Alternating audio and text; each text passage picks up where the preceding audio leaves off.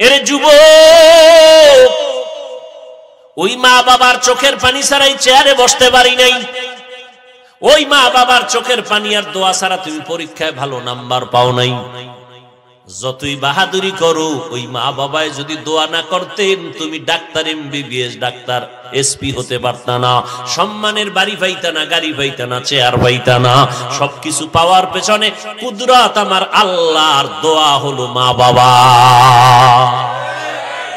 ওই মা বাবারে কষ্ট দিও না রে যুবক।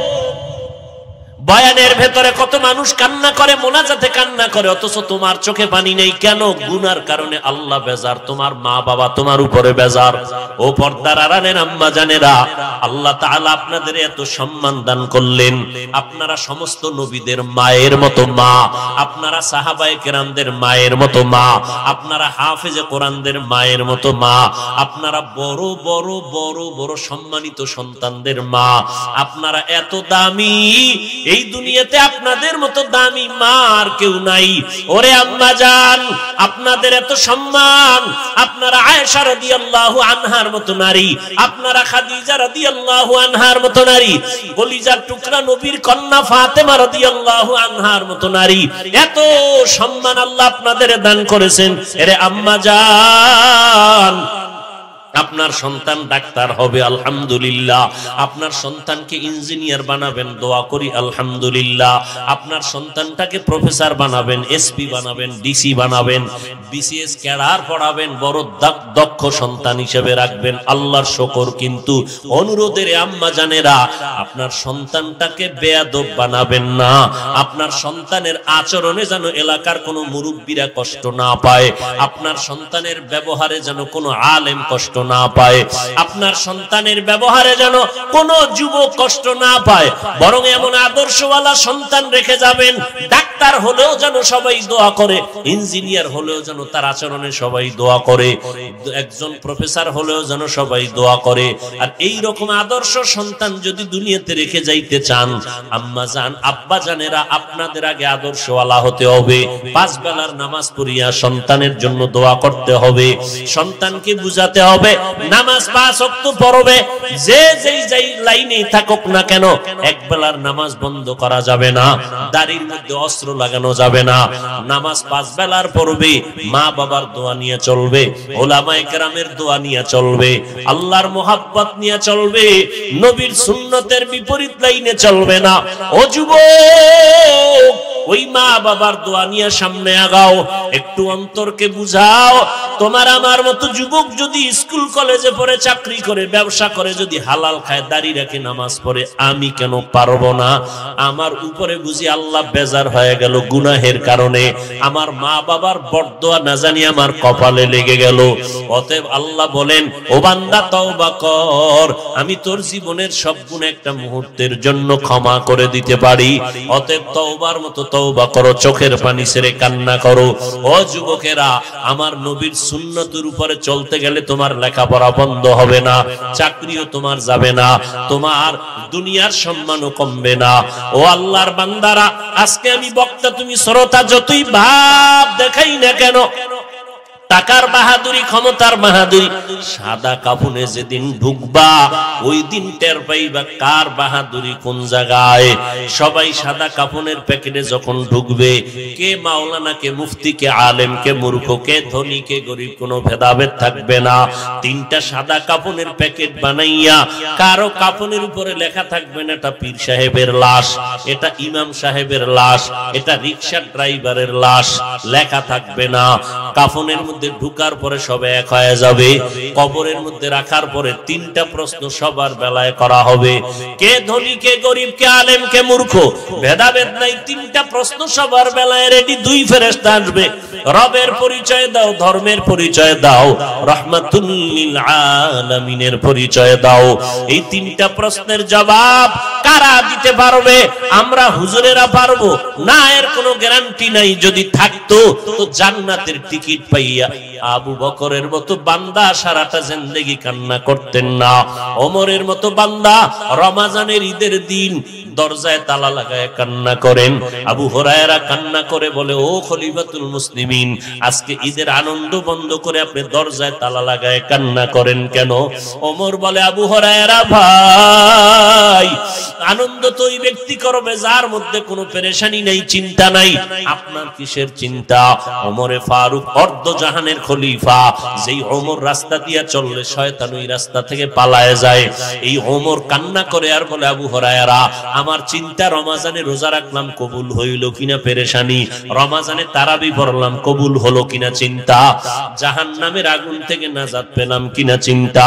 ওমরের মতো বান্দা যদি কান্না করে, ওসমান রাদিয়াল্লাহু তাআলা আনহু কবরের কিনারা দিয়া যখন যাইতেন হাউমাউ করে কান্না করতেন, অথচ এরা জান্নাতের টিকিট প্রাপ্ত 10 জন সাহাবা অগ্রিম টিকিট পেয়ে গেছে। এরপর শুধু কান্নার আওয়াজ। হযরত আলী কাঁদতেছেন, আল্লাহর আদালতে কেমনে দাঁড়াবো? আবু বকর কাঁদতেছেন, আল্লাহর আদালতে কেমনে দাঁড়াবো?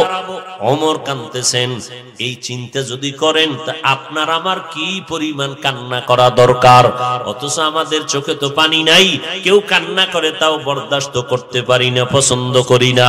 আল্লাহ কোরআনে বলেন, ফালিয়াজহাকু কালিলান ওয়ালিয়াবকু কাসীরা, তোমরা কম হাসো, বেশি বেশি কান্না করো। নবীজির স্পষ্ট হাদিস, ও উম্মতেরা, গাভীর ওলান থেকে দুধ বের করে ভেতরে ঢুকানো যেমন সম্ভব না, জাহান্নামের আযাবের ভয়ে যদি কান্না কেউ করে এক ফোঁটা চোখের পানি ছেড়ে দাও, ওই বান্দার উপরে জাহান্নামের আগুন আল্লাহ হারাম করে দিবেন এমন ভাবে আর কখনো তাকে জাহান্নামে দেওয়াটাও সম্ভব হবে না। ও আল্লাহর বান্দারা, পর্দার আড়ালের মা বোনেরা, ও বৃদ্ধ বাবাজি, ও যুবক ছাত্র ভাই, এখনো সময় আছে, তওবা করে নাও। গুনার কথা স্মরণ করিয়া, এই এলাকার তোমার আমার আপন কেউ জানে না তুমি কত বড় অপরাধী, মাও জানে না, বাবাও জানে না, ভাই ব্রাদার বন্ধুরাও জানে না, একমাত্র আল্লাহ জানেন।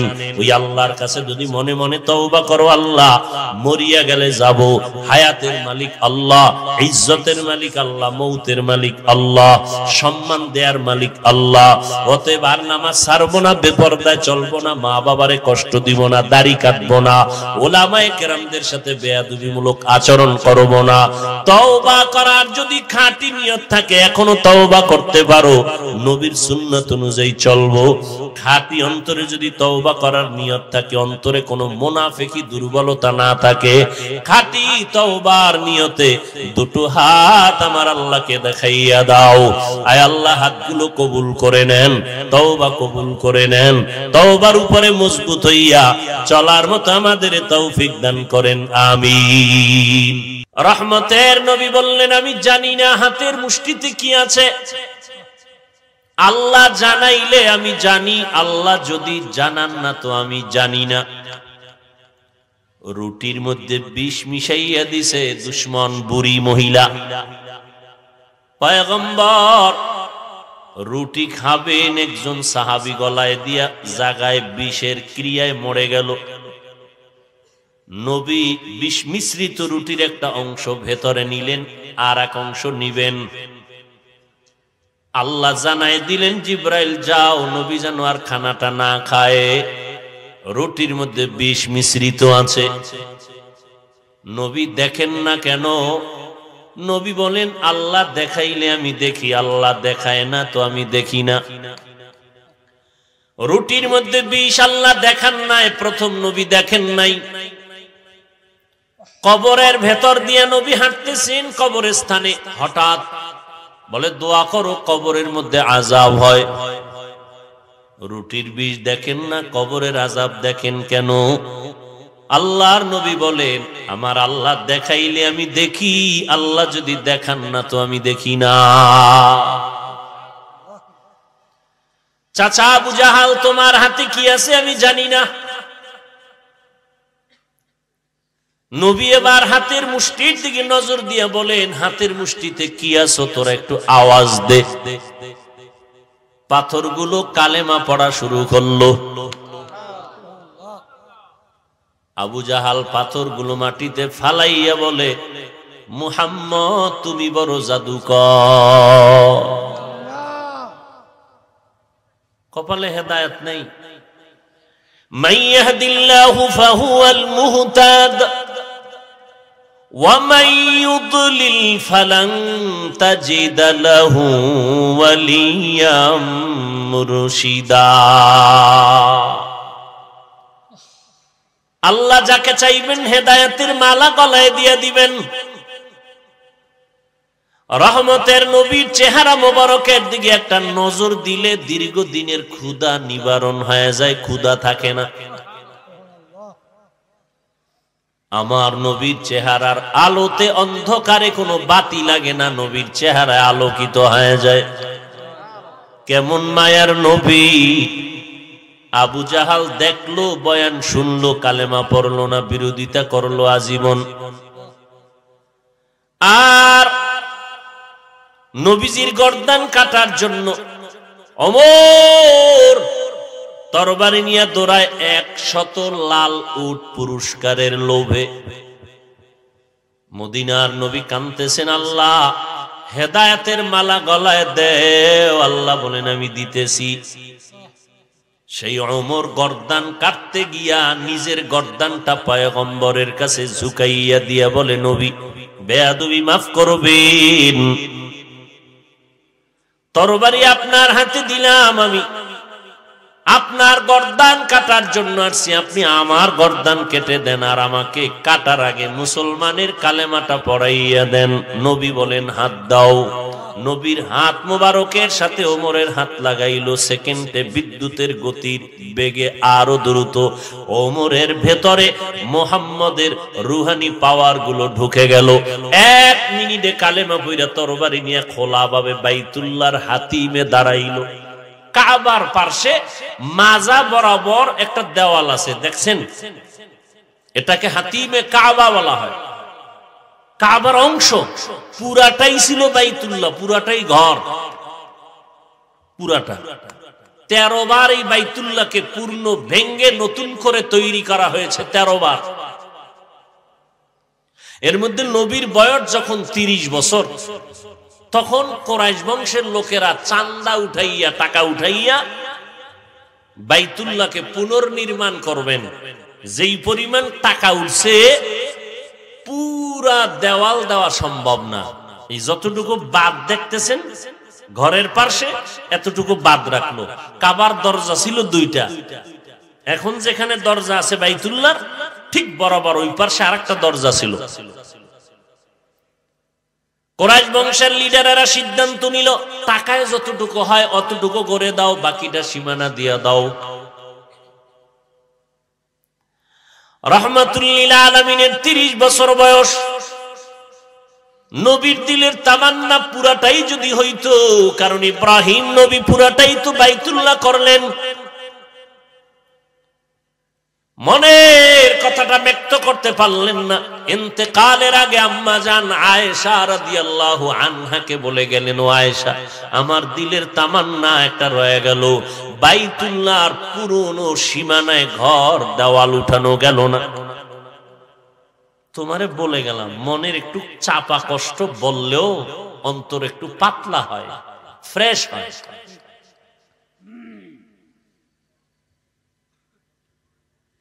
নবীর ইন্তেকালের পরে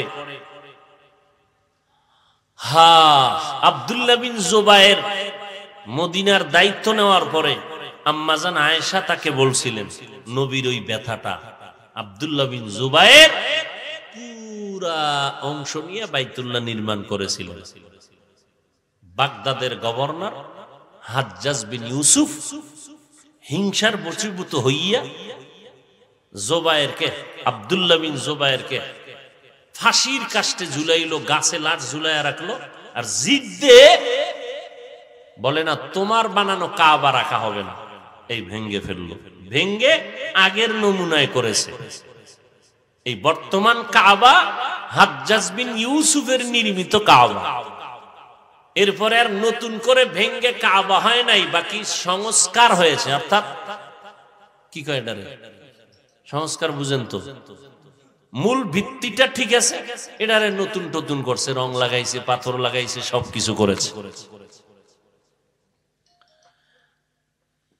ভাইরা আমার, ওমর হাতিমে কাবায় দাঁড়াইয়া তরবারি নিয়ে বলে, এই বেঈমানের দল, আমি 1 মিনিট আগে মুহাম্মদের দুশমন ছিলাম, এখন বন্ধু হয়ে গেছি। আয়, মুহাম্মদ এখন কালেমার দাওয়াত দিবে প্রকাশ্যে, গোপনে কোনো দাওয়াত নাই।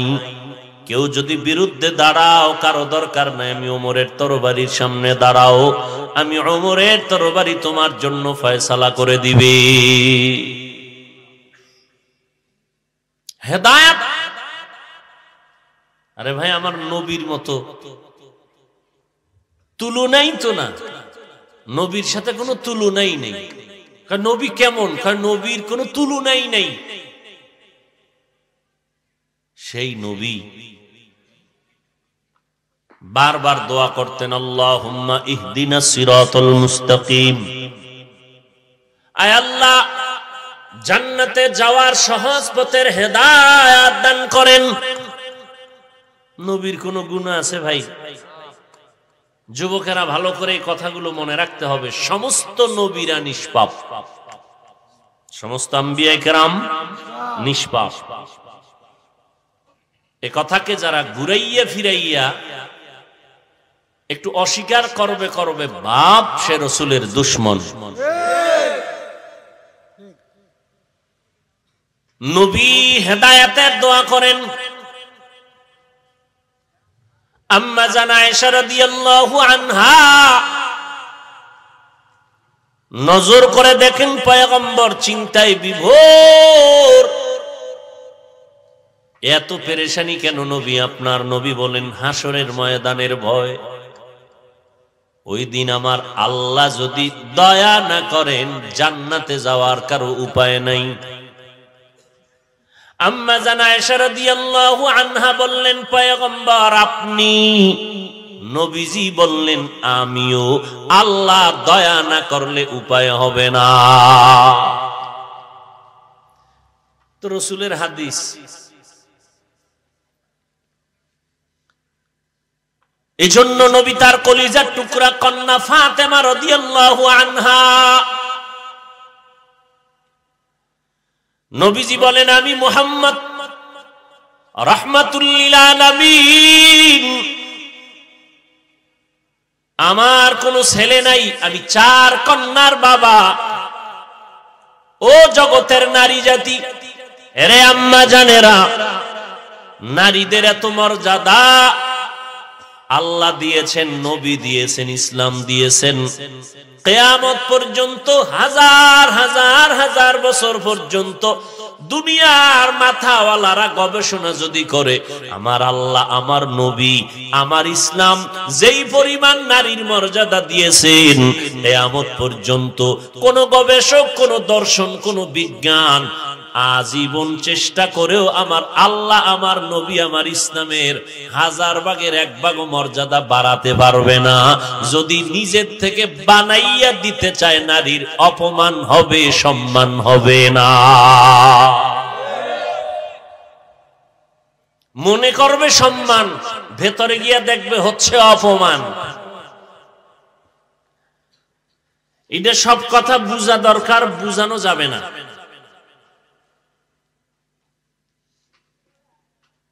অনেক কথা বুঝতে হবে, বুঝানো যাবে না।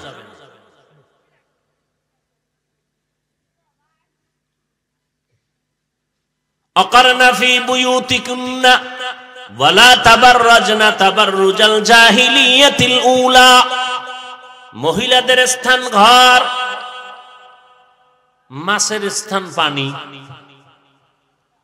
মাছ পানি ছাড়া যেমন জীবন্ত সুস্থ থাকে না, আল্লাহ কুদরতের দ্বারা নারীদেরকে স্থান দিয়েছেন ঘরের মধ্যে। তারা থাকবে আবদ্ধ, ঘরের মধ্যে থাকবে, এটা তাদের শান্তির ঠিকানা। বর্তমানে ঘরের মধ্যেই আম্মা জানদের নিরাপত্তা নাই, বাইরে হইলে উভয় কি? ঘরের থেকে টেনে টেনে বের করে ইজ্জতের উপরে আক্রমণ করা হয়। তার মানে এইটা না যে ইসলাম নারীদের শিক্ষার ক্ষেত্রে দুর্বল করে দিয়েছে। নারীরা শিক্ষা অর্জন করবে, নারীরা পর্দা রক্ষা করে দুনিয়ার লাইনে কোনো চাকরিও যদি করতে চায় করবে, তবে লাগে না। কারণ আম্মা জানেরা বৃদ্ধ বয়সে সন্তান তাদের সব চলাফেরার আঞ্জাম খরচের ব্যবস্থা করবে। বিবাহের আগ পর্যন্ত বাবা মেয়ের সব খরচের ব্যবস্থা করবে। ভামু কই? আল্লাহ দিলে তোমার সমস্যা কি? আল্লাহর নবী বলেন, আল্লাহ কোরআনে বলেন, এই সন্তানের মা বাবা, তোমাদের সন্তান কন্যা যখন একটা পাইবা, নবী বলেন একটা জান্নাতের মালিক হয়ে যাইবা।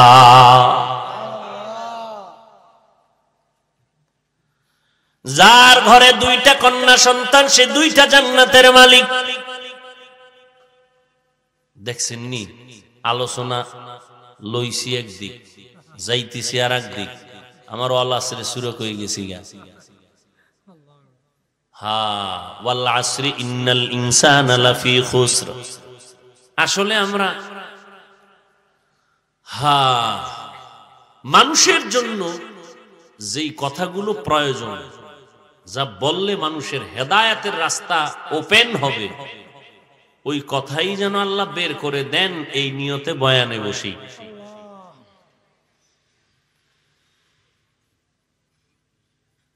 ওয়াল আসরি সূরাটা সবার একটা পরিচিত সূরা। যারা কোরআন শরীফ পড়তে জানে না তারাও এই সূরাটা পারে, শুনতে শুনতে মুখস্থ হয়ে গেছে। ওয়াল আসর, আসরের শপথ। ইন্নাল ইনসানা লাফি খুসর, নিশ্চিত সমস্ত দুনিয়ার মানুষগুলো ক্ষতিগ্রস্ত, জাহান্নামী।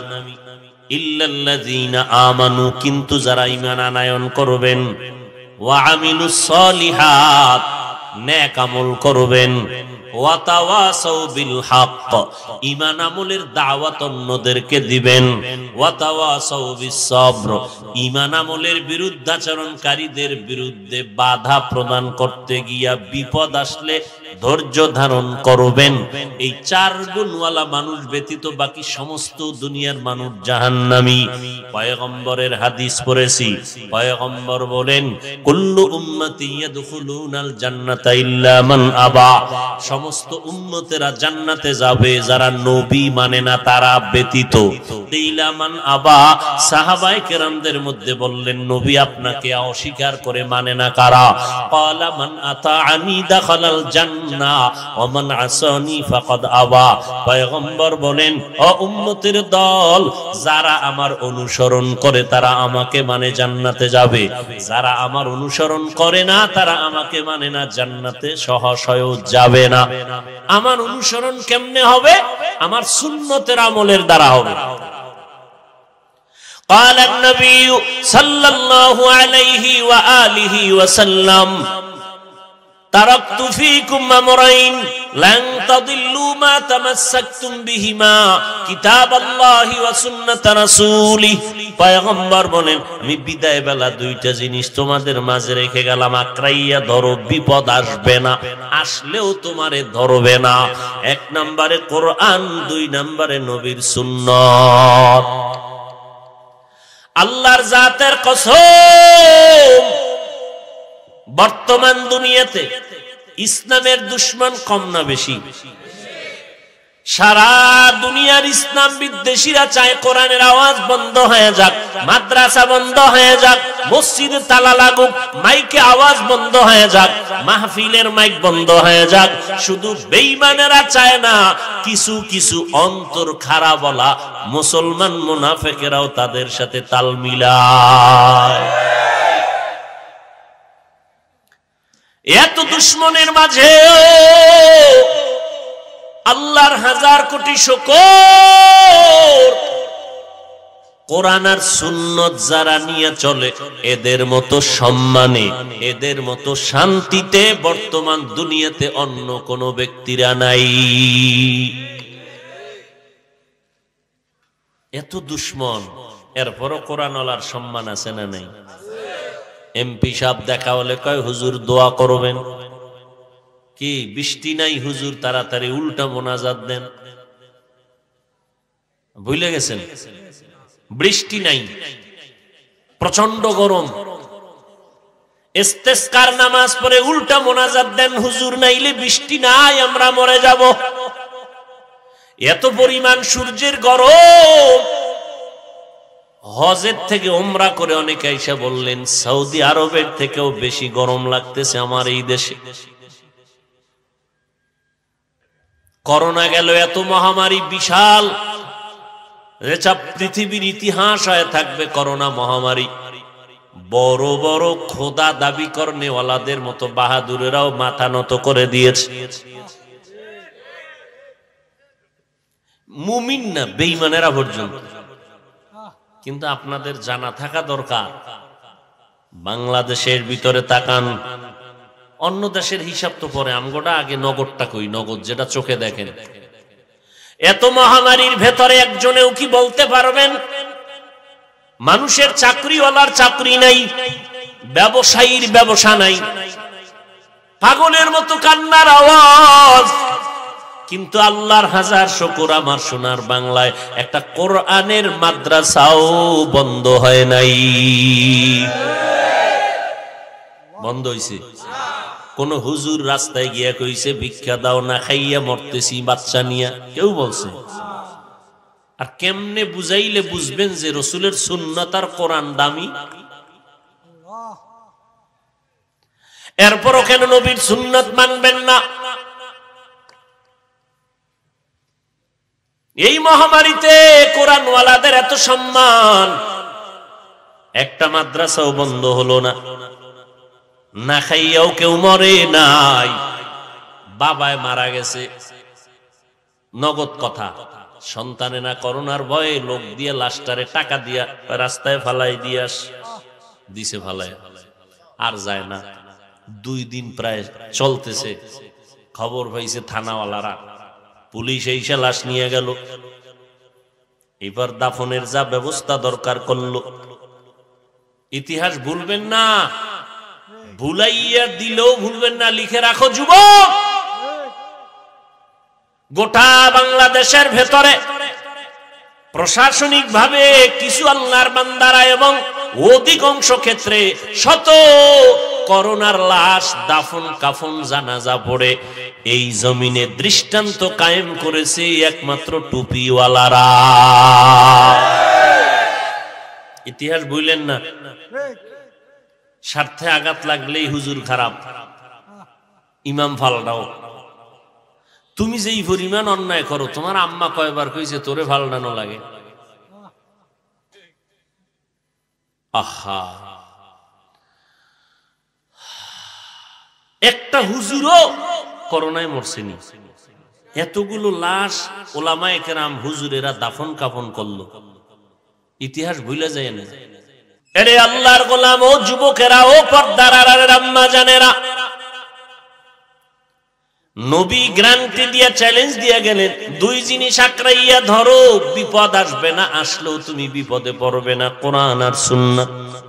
ও যুবক, হিন্দুরা কোনদিন পায়ে ধরলেও নবীর সুন্নত আমল করবে না, ইহুদিরাও করবে না, খ্রিস্টানেরাও করবে না, বৌদ্ধ ধর্মের লোকেরাও করবে না।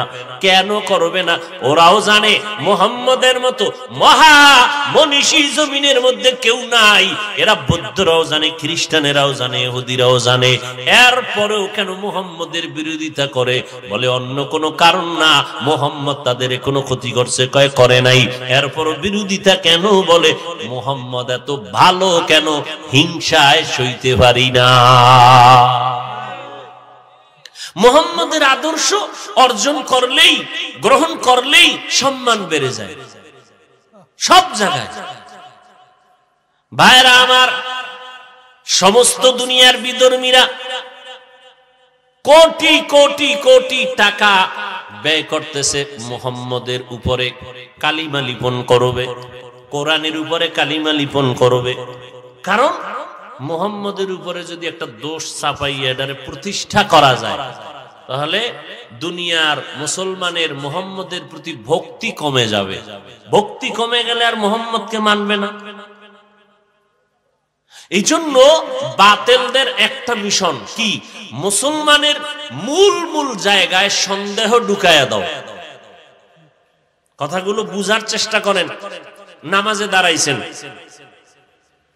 নামাজে দাঁড়াইয়া হাত বাঁধছেন, আল্লাহু আকবার, হয়তো নাভির নিচে না হয় বুকে, এই তো, কিন্তু সবার মধ্যে কিন্তু একটা ভিতরে ভিতরে সন্দেহ, আরে নাভির নিচে হাত বাঁধলাম, বুকেরটা সঠিক নাকি আমগোটা সঠিক? বুকে বাঁধনেওয়ালারা কয় আমরা ভেজাল, বাতিল। আবার বুকে যারা মানছে এরাও একটা চিন্তায় পড়ে, মাঝে মাঝে চিন্তা পড়ে, নাভির নিচে বাঁধতেছে যারা, এরা কি ভালো না আমরা ভালো? এরকম একটা দুদুল্যমান অবস্থা। আচ্ছা, আমিন বলতে গিয়ে এখন চিন্তা করে, মসজিদের মধ্যে যত মুসল্লি 3 ভাগের 2 ভাগ জোরে আমিন কইছে, 1 ভাগ কইছে আস্তে। এখন একটা সন্দেহ ঢুকছে, আমরা সঠিক না তারা সঠিক? এবার বাইরে দেখে যে এগো সংখ্যা বেশি, তাহলে কি আমরাই কি মনে হয় ঝামেলার? এইরকম একটা সন্দেহ ইবাদতের মধ্যে ঢুকায়া দিছে একমাত্র ইসলামের ব্যানারওয়ালা বাতিলেরা, পেছনে বইসা রিমোট কন্ট্রোল করে ইহুদি আর বেঈমানেরা। উদ্দেশ্য কি? আপনাকে বেনামাজি বানাবে না, নামাজ পড়বা, কিন্তু নামাজটা হবে সন্দেহযুক্ত, ওই নামাজ কবুল হবে না। জানাজায় দাঁড়ায় গেছেন, জীবনে শুনেন নাই আলহামদু সূরা পড়া লাগবে, এখন একদল বলে আলহামদু সূরা পড়ো, সন্দেহ একটা ঢুকছে, আমরা যে আলহামদু ছাড়া জানাজা পড়তেছি, এটা কি হইল না আলহামদু সহই পড়া লাগবে? এটা মতবিরোধের মধ্যে একটা সন্দেহ ভিতরে কাজ করতেছে। এমন একটা পয়েন্ট নাই যেখানে সন্দেহ ঢুকায় নেই। কোরবানি আসতেছে, কোরবানির ভিতরে গরু 7 ভাগে দিবেন, সেখানেও ইখতিলাফ ঢুকায় দিছে। আকিকার ভাগ নিবেন, সেখানেও ইখতিলাফ ঢুকায় দিছে। একদল বলে আকিকার অংশ কোরবানির অংশের মধ্যে ভাগ হওয়া যাবে না। কেউ যদি বউরে 1, 2, 3 তালাক কয় তো তালাক হবে না। এমন একটা পয়েন্ট নেই যে সন্দেহ ঢুকে নেই। মারাত্মক। ভেজাল করনেওয়ালাদের কোনো দোষ নাই, ভেজাল মিটাইতে যারা যায় তারা বিপদে পড়ে। আল্লাহ হেদায়েত দান করুন। ও যুবক, এরপর আমার একটা কথা, যত দ্বন্দ্ব আছে, কোন দল বা কোন লাইনের মানুষ কি বলছে 5 ওয়াক্ত নামাজ লাগবে না? তাহলে বাস ওইটা পড়ো, 5 ওয়াক্ত নামাজটা পড়ো। টুপি নিয়ে ইখতিলাফ মতনৈক্য করে, মূল বিষয় নিয়ে মতনৈক্য তেমন নাই। অতএব 5 বেলার নামাজ। ও যুবক ভাই, আমি তো বলি নবীর আদর্শ ছাড়া নতুন কোন উত্তম শ্রেষ্ঠ আদর্শ যদি থাকে আমাকে দাও, নবীরটা আমি বাদ দিয়ে দিব। তুমি দিবা কি? তোমার থেকে বড় বড় মাথাওয়ালা আব্রাহাম লিঙ্কন, মাও সেতুন, লেনিন, কার্ল মার্কস, প্লেটো সহ বড় বড় বড় বড় মহামনীষীরা আদর্শ বাজারজাত করলো। আল্লাহর কসম করে বলি, দুনিয়ার সবাই নতুন নতুন আবিষ্কার করে আদর্শ দিল, থিওরি দিল, কিন্তু মুহাম্মদের আদর্শের মতো শান্তির সমাজ কেউ গঠন করে দেখাতে পারে নাই। ইমামুল আউয়ালিনাল আখিরিন বহরে সাদকা রাহমাতাল লিল আলামিন সাইয়্যিদুল কাউনাইন খাতমুল মুরসালিন আখির আমদ বুতে ফখরুল আউয়ালিন। আল্লাহ তাআলা কসম খাইলেন, ওয়াল আসর, আসরের শপথ, নিশ্চয়ই সমস্ত দুনিয়ার মানুষ জাহান্নামে যাবে। কথা শেষ না আরো আছে? আল আসরি ইন্নাল ইনসানা লাফি খুসর, এতটুকুই না আরো আছে? আরো আছে। আল্লাহ কসম খেয়ে বলেন, নিশ্চয়ই সমস্ত দুনিয়ার মানুষ জাহান্নামে যাবে, ইল্লা, কিন্তু যারা 4 গুণওয়ালা হবে তারা যাবে না। কয় গুণওয়ালারা যাবে না? 1 নাম্বার গুণ হলো ঈমান, দ্বিতীয় গুণ নেক আমল, তৃতীয় গুণ হলো ঈমান আমলের দাওয়াত অন্যকে দাও। 4 নাম্বার গুণ হলো ঈমান আমল যারা মানে না তাদের বিরোধিতা করে, তাদের বাধা দাও। আল আসরের সূরায় প্রমাণ করে কি জানেন? ভালো করে খেয়াল করবেন। সব মানুষ জাহান্নামে যাবে, 4 গুণওয়ালারা যাবে না। 4 গুণের প্রথম 2 গুণ ঈমান আর নেক আমল। এই 2 গুণের হক আল্লাহর। কার? আল্লাহর হক। বাকি আরো কয় গুণ? 2 গুণ। ওই 2 গুণের হক বান্দার। আল্লাহর হক ঈমান আনো, আল্লাহর হক নেক আমল করো। এখন আপনি ঈমানও আনছেন, আমলও করেন, এরপরও কিন্তু জান্নাত রেডি না, আরো বাকি আছে 2 গুণ বান্দার হক। সেটা কি? ঈমান আমল নিজে আনলে হবে না, আমল করলে হবে না।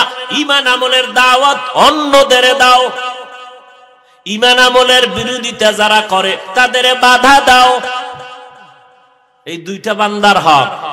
আল্লাহর হক আল্লাহ চাইলে মাফ করবে।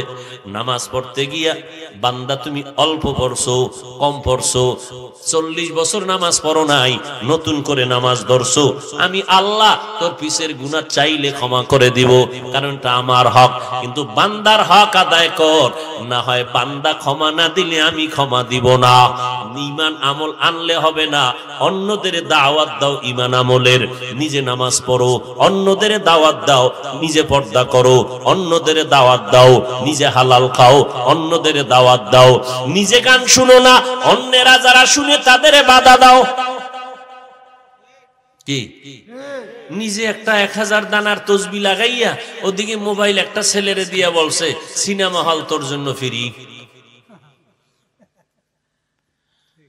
বাবায় হাজী সাহেব হইয়া তসবি হাতের থেকে ছাড়ে না, ওদিকে সন্তান ব্যবসা করে সুদের টাকায়, লোন উঠাইয়া বিল্ডিং উঠায়, লোন টাকা সুদে আইনা ব্যবসা করে টাকা দেয়, ওই টাকার খানা খাইয়া বাবায় সেজদা দেয়।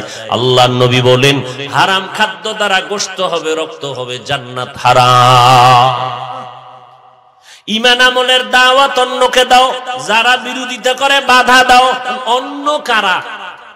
অন্য বলতে প্রথম সিরিয়ালে নিজের আহাল। ইয়া আইয়ুহাল্লাযীনা আমানু উ আনফুসাকুম ওয়া আহলিকুম নারা আকুদুহান নাস ওয়াল হিজারা আলাইহা মালাইকাতুন গিলাদুন শিদাদুন লা ইয়াসুনাল্লাহা মা আমারাহুম ওয়া ইয়াফআলুনা মা ইউমারুন।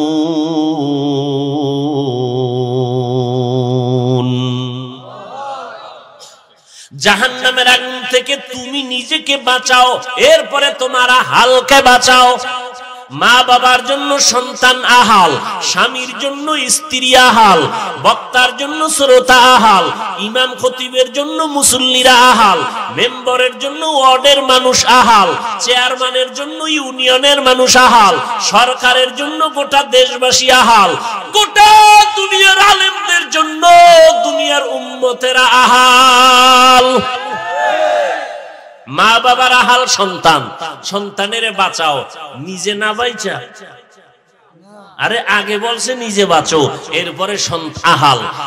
মা বাবা তুমি আগে জাহান্নাম থেকে নিজেরে বাঁচাও, এরপরে তোমার সন্তানের বাঁচাও। নিজে নামাজ পড়ো, সন্তানের নামাজের দাওয়াত দাও। বলে কখন? 7 বছর যখন বয়স হবে সন্তানের, নামাজের মুসাল্লায় দাঁড় করাইয়া দাও। 10 বছর যখন হবে তখন একটু বেতের বাড়ি লাগলে হালকা ভাবে দিয়েও তুমি শাসন করিয়া নামাজে দাঁড়াও। তবে সাবধান, শাসন করতে গিয়া যেন শোষণ না হয়। তো হিসাবের কাঠগড়ায় দাঁড়াতে হবে। সন্তান অপরাধ করছে, 1 ধমকের তুমি 2টা ধমক দিলে, একটা হবে ইনসাফ আর একটা হবে জুলুম। সন্তান অন্যায় করছে, একটা বেতের বাড়ি ভাবে, আপনি যদি 2টা দেন তো একটা ইনসাফ আর একটা জুলুম। বাড়িটা দিবেন ওজন কত?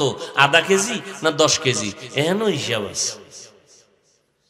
একটা বেতের বাড়ি দিবেন, অন্যায় করেছে, বাড়িটার ওজনটা কত হবে?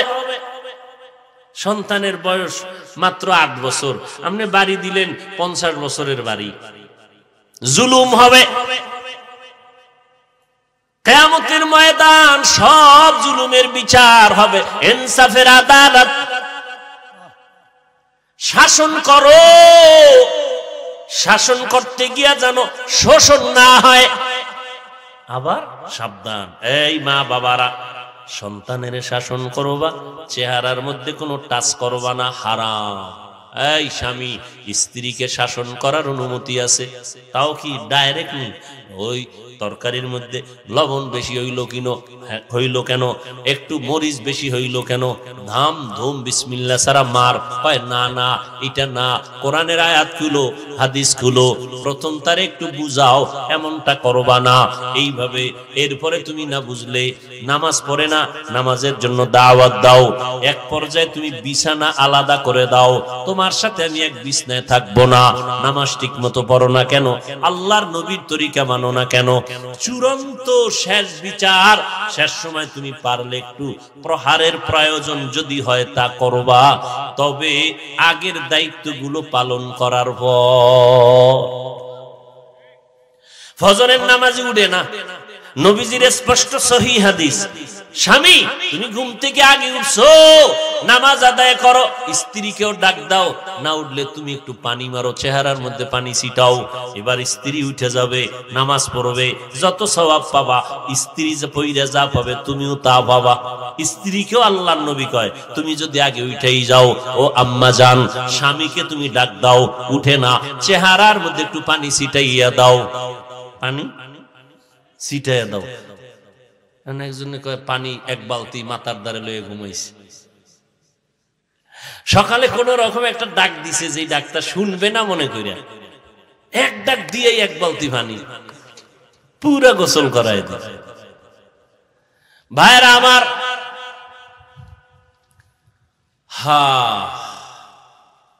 চিন্তা করতেছেন জান্নাত পাওয়া কত কঠিন, আবার কত সহজ। আল্লাহ কত বড় দয়াময়, আবার আল্লাহ বড় কঠিন। আল্লাহর মতো দয়াময় কেউ নাই, আল্লাহর মতো রাগান্বিত কেউ নাই, নবীর মতো দয়ার নবী কেউ নাই, আবার নবীর মতো রাগান্বিত কেউ নাই। ভালোর বেলায় ভালো আচরণ, মুহাম্মাদুর রাসূলুল্লাহ ওয়াল্লাযীনা আমানু মাআহু আশিদ্দাউ আলাল কুফফার রুহামাউ বাইনাহুম।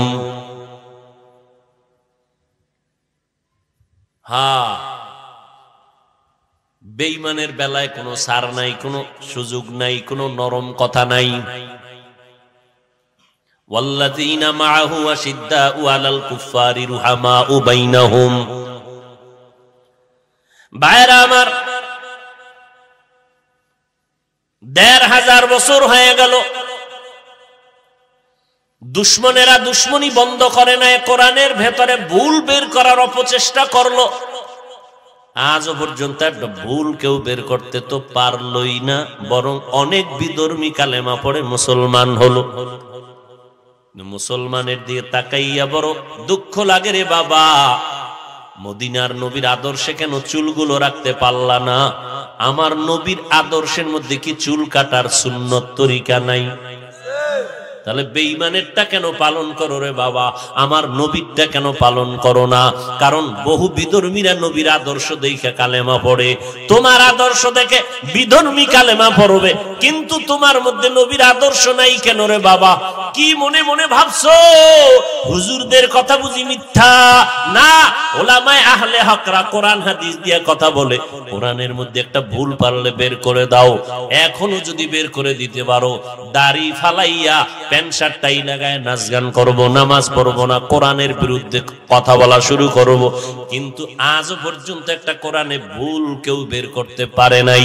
তোমাদের অন্তর থেকে একটু জানতে চাই, আমার আল্লাহর কোরআন এখনো কি সত্য অবস্থা আছে নাকি কোনো ভুল আছে? এবার যুবকরা একটু জবাব দাও, ওই কোরআনে জান্নাত আর জাহান্নামের বয়ান আসেনি? সত্য না মিথ্যা? ইন্নাল্লাযীনা আমানু ওয়া আমিলুস সালিহাতি কানাত লাহুম জান্নাতুল ফিরদাউসি নুজুলা। আবার জাহান্নামেরও বয়ান আছে, ইন্না জাহান্নামা কানাত মিরসাদা লিত্তাগিনা মাআবা লাবিসিনা ফিহা আহকাবা। জান্নাতে কারা যাবে, জাহান্নামে কে যাবে, আল্লাহ তাও বলেছেন, ইন্নাল আবরারা লাফি নাঈম ওয়া ইন্নাল ফুজ্জারা লাফি জাহিম। নেক আমলওয়ালারা জান্নাতে যাবে, গুনাহ যারা করবে তারা জাহান্নামে যাবে। জান্নাতটা কেমন আরামের ঘর আল্লাহ তাও কোরআনে বলছেন, হাদিস তো আছেই। জান্নাত এমন এক শান্তির জায়গা যেখানে অশান্তি বলতে কিচ্ছু নাই। একটা ইট হবে স্বর্ণের, একটা রূপার। যে ছোট জান্নাত পাবে 10টা দুনিয়ার সমতুল্য এক জান্নাত। এত সুন্দর জান্নাত, মা তাশতাহি আনফুসুকুম, যা চাইবে তাই পাইবে।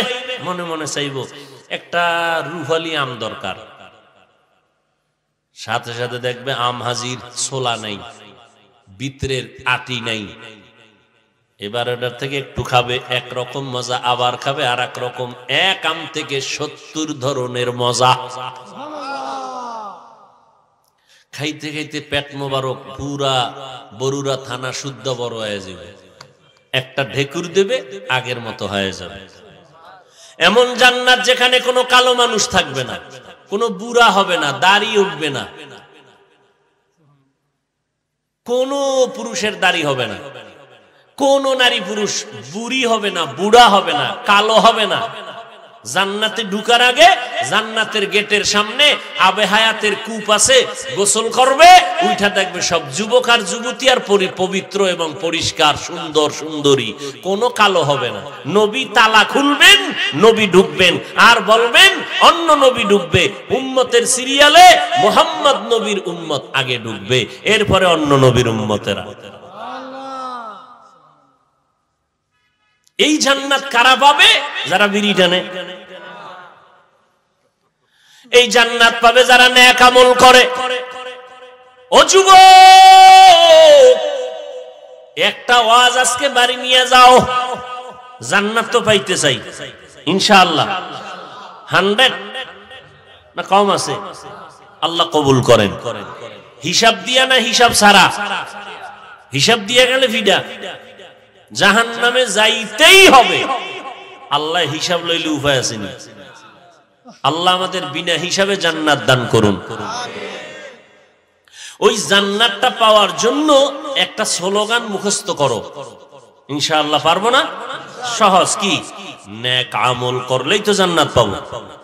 নেক আমল লাগবে না? তাহলে একটা স্লোগান সব সময় খেয়াল রাখবো, নেক আমল করতে পারি আর না পারি, গুনাহ করব না। আর ওয়াজ লাগবে না, এই একটা ওয়াজ নিয়ে বাড়ি যাও। নেক আমল করতে পারি আর না পারি, মরিয়া যাব কিন্তু গুনাহ, বাস এই একটা ওয়াজই যথেষ্ট। নেক আমল পারলে করব, না পারলে করব না, কিন্তু গুনার কাছেও যাব না। আর ওয়াজ লাগবে, বাস।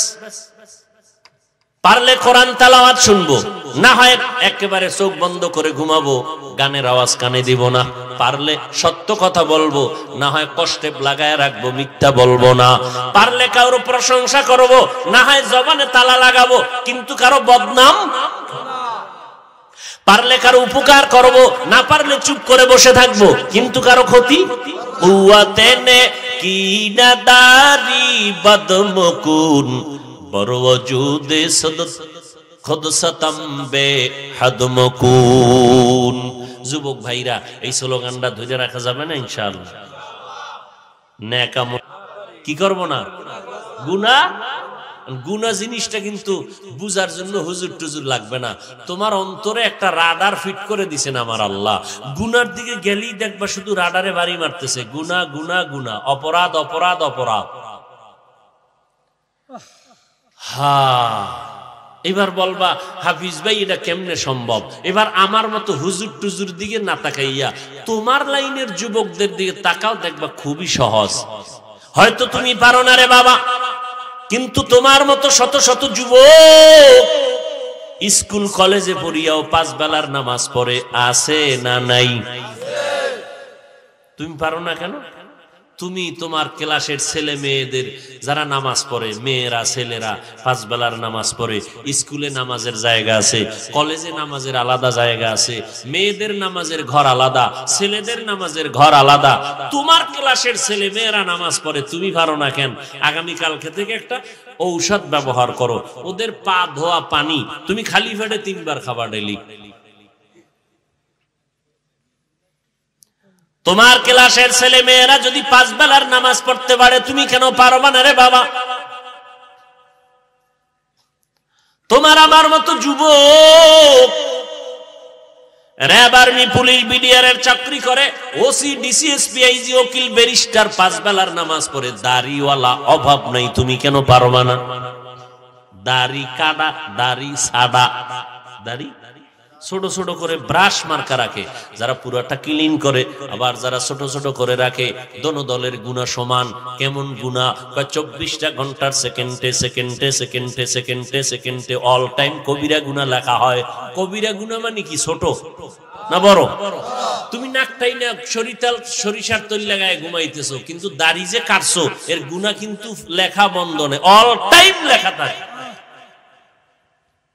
যতদিন পর্যন্ত তওবা না করবা ততদিন ফেরেশতাদের কলম বন্ধ হবে না। 24 ঘন্টার সেকেন্ডে সেকেন্ডে গুনাহ। শুধু কি তাই, মোনাজাত দিলে কোনো দোয়া কবুল হবে না। তোমাকে কাছের কোন মহব্বতের হুজুর থাকলে জিগাইও। ভাইরা আমার, এই যে টাকনু গিরার নিচে পুরুষেরা প্যান্ট পরে, প্যান্ট পরেনি,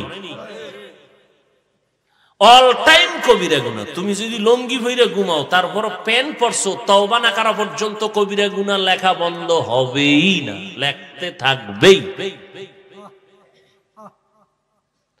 ভাইরা আমার, তার মানে কি প্যান্ট পরা যাবে না? ওই জাকির নায়েক সাহেব প্যান্ট পরে গিরার উপরে, তাকায় দেখছো? টাকনু গিরার উপরে পড়ে, কখনো নিচে পড়ে না। স্পষ্ট সহিহ হাদিস, টাকনু গিরার নিচে পাজামা প্যান্ট পরা হারাম। জাহান্নামে যাবে ওই অংশ, জাহান্নাম। এই তোমার বোন আছে না? আলহামদুলিল্লাহ, বোন আছে না ঘরে? বোনের তোমার বড় ধরে নাও, বোনের বয়স 25, আর একটু বেশি ধরো, আচ্ছা 25 ধরলাম। তোমার বয়স মাত্র 23। তোমার বোনের গালে একটা দাড়িও নাই, তোমার গালে দাড়ি। এবার আল্লাহরে কি কইবা? আল্লাহ, তুমি আমার বোনের গালে দাড়ি নিতে আমারে দিলা, এটা কেমন হইল? আল্লাহ বুঝি বানাইতে একটু উল্টা পাল্টা হয়ে গেছে। তোমার 25 বছর বোনের গালে দাড়ি দিলেন না কেন? তোমার 22 বছর যুবকের গালে দাড়ি দিলেন, রেখা পড়ে গেল। আমার আল্লাহ তোমাকে বানাইবেন, দেখতে কেমন সুন্দর লাগবে আমার আল্লাহ ভালো বুঝেন। পুরুষের দাড়ি হলো সৌন্দর্য, মহিলাদের চুল হলো সৌন্দর্য। ওদিক দিয়ে আমার বোনেরা চুল কাটে, এদিক দিয়ে আমার যুবকেরা দাড়ি কাটে। পাল্লা দিছে, এরা চুল কাটে, এরা দাড়ি কাটে। ওই যে এক আল্লাহর বান্দা কয়েকদিন আগে ইন্তেকাল করছেন বাংলাদেশের, হ্যাঁ, জানাজার মধ্যে লেডিস আর জন্ডি সমানে দাঁড়ায় গেছে। কথা ঠিক না? এর মাইয়া বল, আমি দেখি না, শুনছি, ছেলে নাকি মেয়ের মতো, মেয়ে নাকি ছেলের মতো। ভাইরা আমার, আল্লাহ সব ভাইকে হেদায়াত দান করুন। আবার এইরকম কিছু ডিজাইন পাইবেন বড় বড় ভণ্ডদের দরবারে, মারেফতের সম্রাট, গায়ে দেয় শালার চট, হাতের ভিতরে গাঞ্জার ভট, আছে না নাই? মাথার চুলগুলো এত বড় লম্বা, পিছন দিক দিয়া তাকাইলে মনে হয় এটা পুরুষ না মহিলা বুঝার উপায় নাই। কি আছে না নাই? বাবার দরবারে যায়, বাসগাড়ি 2টা বসছে, 5 আঙ্গুলে আংটি 10টা। এত আংটি কেন? সব মুসিবত ফিরানোর লাগে আংটি, আর ধনী হওয়ার জন্য বাম হাতের আংটি। পাথর, আকিক পাথর, এই পাথর সেই পাথর, যেই পাথর মাথা ঠান্ডা করে। কত ভংসং, এর কোন শেষ নাই। তো এবার এক সিডে উঠে বসে রয়েছে, বাবার দরবারে যায়, ঠোঁট নাড়াইতেছে, তসবি একটা আছে, পড়ুক আর না পড়ুক আঙ্গুল চলতেছে। অন্ধ ভিক্ষুক ভিক্ষা করার জন্য গাড়ি তুলছে, ভাই আমি চোখে দেখি না, তোমরা যাওয়ার বেলায় কিছু দান করো, বিপদ থেকে মুক্তি পাইবা, অ্যাক্সিডেন্ট থেকে বাঁচবা। তো চুলওয়ালা মারেফতের সম্রাট বাবার দরবারে যাই, যাওয়ার যাত্রাপথে কিছু দান করলো 10 টাকা। অন্ধ মানুষ তো টের পাইল না কে দান করলো, হাতটা বুলাইয়া দেখে চুলগুলো বড় লম্বা। মহিলাও দিতে পারে, পুরুষেরাও দিতে পারে। তো চুলগুলো লম্বা দেখে অন্ধ মনে করছে হ্যাঁ মহিলা দান করছে, পুরুষেরা দান করে নাই। এবার একটা দোয়া করা দরকার। আমি অন্ধ মানুষের দোয়া খালি ফেরত যায় না। ও আল্লাহ, আমি চাওয়া মাত্র আমার অন্ধের কলিজা ঠান্ডা করিয়া যেই চুলওয়ালা আমাকে 10 টাকা দিয়া বরকত দিল, আমি দোয়া করি রে মালিক তার গর্ভে একটা নেককার বাচ্চা দিও। হ্যাঁ, বড় কঠিন। পয়গম্বর স্পষ্ট হাদিসে বলেছেন, যেই মেয়েরা ছেলেদের মতো সাজবে এরা জাহান্নামে যাবে, যেই ছেলেরা মেয়েদের মতো সাজবে এরা জাহান্নামে যাবে। আহা, আচ্ছা আমগো কি খারাপ দেখা যায়? মিছা কথা কইস না রে যুবকরা। এই দেখ চুল চারিদিক সমান, এক জায়গাতে বড় না, এই জায়গাতে আমি নিজে মেশিন ধরে সমান করছি, পিছে যেরকম সমান এখান থেকেও সমান। এরপরে টুপি সবসময় মাথায় নেই, সবসময় চেষ্টা করি ঘুমাইতে গেলেও টুপিটা মাথায় থাকুক। আমার এক ওস্তাদ কইছে ছাত্র জীবন অনেক আগে, টুপি মাথায় দিয়ে ঘুমাবি, আজরাইল এসে যেন দেখে সুন্নত তোর মাথার পাশে। দেখো না, ঘড়ি হাতে দেই না কখনো, শুধু বয়ানের টাইম দেখা লাগে যেন ডান হাতে দিছি, ডান হাতে। কেন? ওই ওস্তাদ আমারে কইছে। মুরব্বীরা জিগাইব, তোমার ওস্তাদ জিগাইব টাইম কত, তুমি বাম হাতটা সামনে নিবা কেন? আদবের ভিতরে বরকত বেশি, এই জন্য ডান হাতে দেই। তাও বয়ানের টাইমে আবার খুলে রাখি, ঘড়ি হাতে দেওয়া পছন্দ লাগে না। আহা, লিকুল্লি শাইইন জিনাতুন ফিল ওয়ারা ওয়া জিনাতুল মারই তামামিল আদাব। তুমি আজকে বিড়ি টানো স্যারের সামনে দাঁড়ায় দাঁড়ায়, আরে টান, সুখ টান। হ্যাঁ, কি টানা টান? আল্লাহ হেদায়েত দান করুন। আমরা এখনো, এই বেটা আমি তো বক্তা, ছোটখাটো একটা বক্তা তো, কিন্তু এখনো আমার ওস্তাদ সামনে থাকলে আমি জুতা ধইরা টাইনা রাখি, সোজা করি, ধুইয়া দেই। এতটুকু সম্মান যদি না দিতাম তাই চেয়ারে এতদিন টিকতে পারতাম না, যেই ঝড় তুফানের মধ্যে আমি আছি। আমার এলেম নাই, কিচ্ছু নাই, আল্লাহওয়ালাদের নেক নজর আছে, আর বেদবি জীবনে করি নাই। ও যুবক আল্লাহর গোলাম, তোমার মতো যুবক স্কুল কলেজে পড়িয়াও যদি নামাজ পড়ে, তুমি তোমার বিবেকটাকে একটু জিজ্ঞাসা করো, তুমি কেন পারবা না? ঘুমের ঘরেও কত মানুষ মরিয়া যায়, ঘুমের ঘরেও কত মানুষের ইন্তেকাল হয়ে যায়। আজকে রাতের বেলা তুমি যদি ঘুমাইয়া যাও, সকালবেলা মা ডাক দিবে ঘুম থেকে উঠো, হঠাৎ মা নজর করে দেখবে, শরীরের মধ্যে হাত দিয়ে দেখবে বরফের মতো ঠান্ডা, কাঠের মতো শক্ত, চিৎকার দিয়া বলবে আমার ছেলে আর নাই। অযুবক, জীবনটাকে হেলায় হারাইও না। আজকে তোমরা স্কুল কলেজে যাদের লেখা বই পড়ো, ইংরেজি বই পড়ো, অঙ্ক পড়ো, ভূগোল পড়ো, ইতিহাস পড়ো, এই যুবকেরা আমার লাগে কথা কও, স্কুলে যে পড়ো ইংরেজি, অঙ্ক, ইতিহাস, ভূগোল, এই বইগুলো কি আসমান থেকে আইছে না কেউ লেখছে? আচ্ছা একটু চিন্তা করতে, আল্লাহ তো বিবেক দিছে, যে বইটা লেখলো তার কপালটা কত বড় চান কপাল যে তার লেখা বইটা সমস্ত স্টুডেন্টরা কবুল করে নিছে। সমস্ত কলেজের ছেলে মেয়েরা তার বই পড়িয়া ইংরেজিতে কথা বলে, তাহলে ওই লোকটার জীবনে দেখেও নাই, এই বইটা যিনি লেখছে তার দেখেও নাই। তোমার মতো যদি সারা রাত্র মোবাইল চালাইয়া কবিরা গুনাহ করে কাটাইতো, জীবনে তার বই লেখা হতো না। তার কপাল কত ভালো যে তার লেখা বইটা আজকে সব ছেলে মেয়েরা পড়ে, শ্রদ্ধার সাথে চুমা খায়। তুমি মইরে গেলে কি দিয়ে যাবা জাতিরে, যেটা ধইরা চুমা খাইবে মহব্বতে? কি দিছো? গালি। মা বাবারে দিছো খারাপ আচরণ, মা বাবায় মনে মনে কষ্ট পায় আর বরদোয়া করে মরে না কেন? এর যুবক, ওই মা বাবার চোখের পানি ছাড়াই চেয়ারে বসতে পারি নাই, ওই মা বাবার চোখের পানি আর দোয়া ছাড়া তুমি পরীক্ষায় ভালো নাম্বার পাও নাই।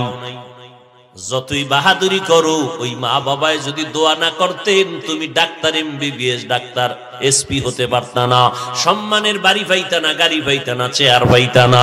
সবকিছু পাওয়ার পেছনে কুদরত আমার আল্লাহর, দোয়া হলো মা বাবা। ওই মা বাবারে কষ্ট দিও না রে যুবক। বয়ানের ভেতরে কত মানুষ কান্না করে, মোনাজাতে কান্না করে, অথচ তোমার চোখে পানি নেই কেন? গুনার কারণে আল্লাহ বেজার, তোমার মা বাবা তোমার উপরে বেজার। ও পর্দার আড়ালের আম্মা জানেরা, আল্লাহ তাআলা আপনাদের এত সম্মান দান করলেন। আপনারা সমস্ত নবীদের মায়ের মতো মা, আপনারা সাহাবায়ে কেরামদের মায়ের মতো মা, আপনারা হাফেজে কোরআনদের মায়ের মতো মা, আপনারা বড় বড় বড় বড় সম্মানিত সন্তানদের মা, আপনারা এত দামি। এই দুনিয়াতে আপনাদের মতো দামি মা আর কেউ নাই। ওরে আম্মা জান, আপনাদের এত সম্মান। আপনারা আয়েশা রাদিয়াল্লাহু আনহার মতো নারী, আপনারা খাদিজা রাদিয়াল্লাহু আনহার মতো নারী, কলিজার টুকরা নবীর কন্যা ফাতেমা রাদিয়াল্লাহু আনহার মতো নারী। এত সম্মান আল্লাহ আপনাদের দান করেছেন। এরে আম্মা জান, আপনার সন্তান ডাক্তার হবে আলহামদুলিল্লাহ, আপনার সন্তানকে ইঞ্জিনিয়ার বানাবেন, দোয়া করি আলহামদুলিল্লাহ। আপনার সন্তানটাকে প্রফেসর বানাবেন, এসপি বানাবেন, ডিসি বানাবেন, বিসিএস ক্যাডার পড়াবেন, বড় দক্ষ সন্তান হিসেবে রাখবেন, আল্লাহর শুকর। কিন্তু অনুরোধের আম্মা জানেরা, আপনার সন্তানটাকে বেয়াদব বানাবেন না। আপনার সন্তানের আচরণে যেন এলাকার কোনো মুরব্বীরা কষ্ট না পায়, আপনার সন্তানের ব্যবহারে যেন কোনো আলেম কষ্ট না পায়, আপনার সন্তানের ব্যবহারে যেন কোনো যুবক কষ্ট না পায়, বরং এমন আদর্শওয়ালা সন্তান রেখে যাবেন, ডাক্তার হলেও যেন সবাই দোয়া করে, ইঞ্জিনিয়ার হলেও যেন তার আচরণে সবাই দোয়া করে, একজন প্রফেসর হলেও যেন সবাই দোয়া করে।